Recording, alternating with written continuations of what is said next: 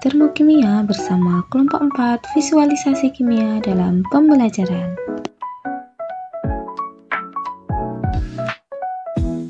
Di sini kita akan belajar pengertian termokimia, sistem dan lingkungan, jenis-jenis sistem, perubahan entalpi, reaksi eksoterm dan endoterm, dan persamaan termokimia. Pernahkah kamu mengamati mengapa es batu bisa mencair, air dipanaskan mendidih, kayu yang dibakar hangus menjadi abu, mobil dapat bergerak? Untuk menjawab semua itu, kita perlu mempelajari salah satu ilmu cabang kimia, yaitu termokimia. Termokimia adalah studi tentang perubahan panas atau kalor dalam reaksi kimia atau proses-proses yang berhubungan dengan reaksi kimia. Dalam termokimia, kita membagi dunia menjadi dua. Yang pertama adalah sistem, yaitu bagian yang kita amati, dan lingkungan, yaitu segala sesuatu di luar sistem. Sistem terbuka adalah jenis sistem yang memungkinkan terjadinya perpindahan baik kalor maupun materi antara sistem dan lingkungannya. Sistem tertutup adalah sistem yang memungkinkan terjadinya perpindahan kalor dengan lingkungan, namun tidak memungkinkan perpindahan materi. Sistem terisolasi adalah sistem yang tidak memungkinkan terjadinya perpindahan kalor maupun materi antara sistem dan lingkungannya. Nah, sekarang kita sudah tahu bahwa kalor bisa berpindah dari sistem ke lingkungan atau sebaliknya. Tapi, bagaimana kita bisa mengukur atau menyatakan perubahan energi itu dalam suatu reaksi kimia? Disinilah kita berkenalan dengan entalpi. Entalpi adalah cara kita menghitung banyaknya kalor yang terlibat saat reaksi berlangsung selama tekanan tetap. Pada grafik ini, sumbu horizontal menunjukkan jalannya reaksi dari reaktan ke produk, sementara sumbu vertikal menunjukkan tingkat energi. Di sisi kiri, kita lihat contoh reaksi eksoterm. Reaksi memiliki energi yang lebih tinggi daripada produk. Artinya, selama reaksi berlangsung, sistem akan melepas kalor ke lingkungan. Artinya, energi sistem yang berkurang dan perubahan entalpi bernilai negatif. Kita sebut ini sebagai delta H kurang dari 0. Di sisi kanan, kita punya contoh reaksi endoterm. Di sini, reaktor memiliki energi yang lebih rendah daripada produk, sehingga sistem menyerap kalor dari lingkungan agar reaksi bisa berlangsung. Karena energi sistem bertambah, maka delta H bernilai positif atau lebih dari 0. Proses eksoterm terjadi ketika kalor dilepaskan ke lingkungan. Dengan kata lain, sebagaimana ditunjukkan oleh arah panah pada gambar di atas, kalor mengalir dari sistem ke lingkungan saat suhu sistem lebih tinggi. Dalam kondisi tersebut, kalor dilepaskan dari sistem ke lingkungan, sehingga entalpi akhir reaksi lebih rendah dibandingkan dengan entalpi awal sebelum reaksi berlangsung. Secara termodinamika, perubahan entalpi atau delta H dirumuskan sebagai berikut. Dengan demikian, reaksi eksoterm ditandai oleh perubahan entalpi yang bernilai negatif. Karakteristik lain dari reaksi eksoterm adalah terjadinya peningkatan suhu sebagai akibat pelepasan kalor. Contoh reaksi eksoterm yang paling sering kita temui adalah peristiwa terjadinya api unggun. Dalam peristiwa tersebut, kayu dibakar untuk menghasilkan api. Setelah kayu terbakar, kondisi di sekitar kayu bakar tersebut mulai hangat mengikuti panasnya api. Hal itu terjadi karena kayu bakar melepaskan kalor ke lingkungan, sehingga lingkungan di sekitar api unggun menjadi lebih hangat. Proses endoterm merupakan reaksi di mana sistem menyerap kalor dari lingkungan. Dengan kata lain, seperti yang ditunjukkan oleh arah panah pada gambar di atas, terjadi aliran kalor dari lingkungan ke dalam sistem ketika suhu sistem lebih rendah dibandingkan suhu lingkungannya. Dalam kondisi tersebut, terjadi penyerapan kalor oleh sistem, sehingga jumlah kalor dalam sistem meningkat. Akibatnya, entalpi akhir reaksi menjadi lebih tinggi dibandingkan entalpi awal sebelum reaksi berlangsung. Secara termodinamika, perubahan entalpi atau delta H dirumuskan sebagai berikut. Dengan demikian, pada reaksi endoterm, perubahan entalpi bernilai positif. Reaksi jenis ini umumnya ditandai dengan penurunan suhu sistem sebagai akibat dari penyerapan kalor. Contoh reaksi endoterm yang sering kita amati adalah mencairnya es menjadi air.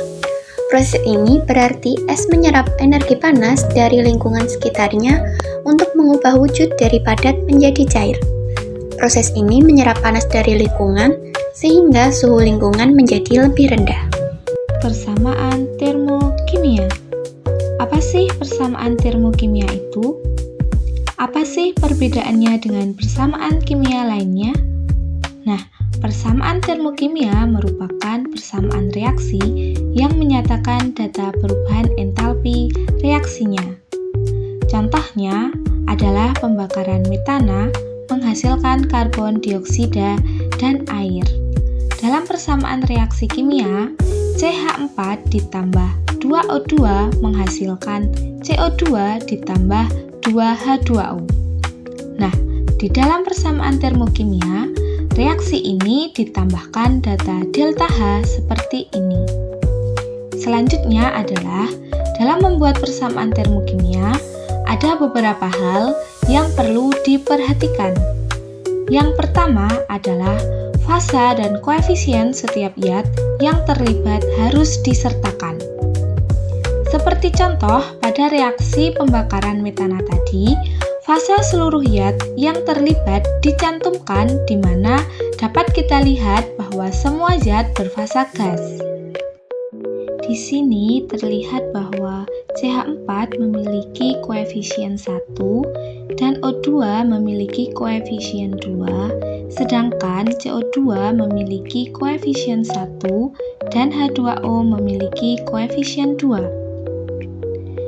Kemudian, yang kedua, perubahan entalpi atau delta H ditulis di ruas kanan dan diberi jarak dari produk yang terakhir.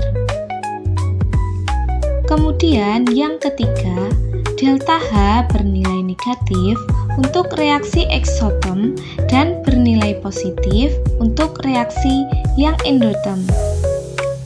Nah, tanda positif dan negatif ini harus disertakan dalam persamaan termokimia. Nah, yang terakhir, jumlah mol zat yang terlibat dalam reaksi sama dengan koefisien reaksinya. Nah, hal-hal ini perlu diperhatikan karena besarnya entalpi tergantung dari jumlah mol zat per reaksi. Wujudnya misalnya padat, cair, atau gas serta keadaan dari sistemnya. Contoh persamaan termokimia adalah reaksi berikut ini. 2 karbon dalam fasa solid ditambah dengan H2 yang berfasa gas menghasilkan C2H2 berfasa gas dengan perubahan entalpi positif 227 kJ. Dari reaksi ini jelas terlihat bahwa karbon berkoefisien 2, kemudian H2 berkoefisien 1, dan C2H2 berkoefisien 1. Nah, hal ini berarti reaksi tersebut menunjukkan reaksi pembentukan 1 mol C2H2 dari 2 mol unsur karbon dan 1 mol hidrogen, di mana reaksinya membutuhkan panas 227 kJ. Hal ini dapat dilihat dari data delta H-nya yang bernilai positif. Selanjutnya, perhatikan reaksi berikut ini. 2Na ditambah 2H2O menghasilkan 2NaOH ditambah H2 dengan delta H negatif 367,5 kJ. Persamaan ini menunjukkan bahwa 2 mol padatan natrium bereaksi dengan 2 mol air menghasilkan 2 mol natrium hidroksida dan 1 mol gas hidrogen. Kemudian, karena delta H-nya bernilai negatif, maka reaksi ini terjadi dengan melepaskan kalor. Selanjutnya, jika persamaan termokimia dikalikan dengan faktor tertentu, maka nilai delta H-nya atau perubahan entalpinya juga harus dikalikan dengan faktor tersebut. Contoh, berikut adalah persamaan termokimia untuk pembentukan amonia. N2 berfasa gas ditambah 3H2 berfasa gas menghasilkan 2NH3 berfasa gas dengan data delta H-nya negatif 91,8 kJ. Dan jika reaksi ini dikalikan 2, maka menjadi 2N2 berfasa gas ditambah 6H2 berfasa gas menghasilkan 4NH3 berfasa gas dengan delta H-nya dikalikan 2 sehingga menjadi negatif 183,6 kJ. Selanjutnya, jika persamaan reaksi arahnya dibalik, maka delta H-nya akan berubah tanda. Jika semula delta H-nya negatif, maka akan berubah menjadi positif. Dan jika semula delta H-nya positif, maka akan berubah menjadi negatif.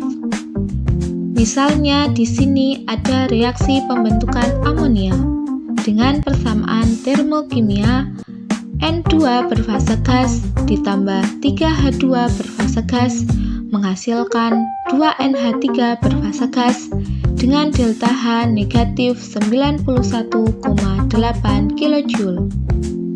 Nah, jika reaksi ini dibalik sehingga menjadi reaksi penguraian amonia, maka persamaan termokimianya adalah 2NH3 berfasa gas menghasilkan N2 berfasa gas ditambah 3H2 berfasa gas dan delta H-nya berubah tanda menjadi positif 91,8 kJ. Terima kasih telah menonton, semoga bermanfaat.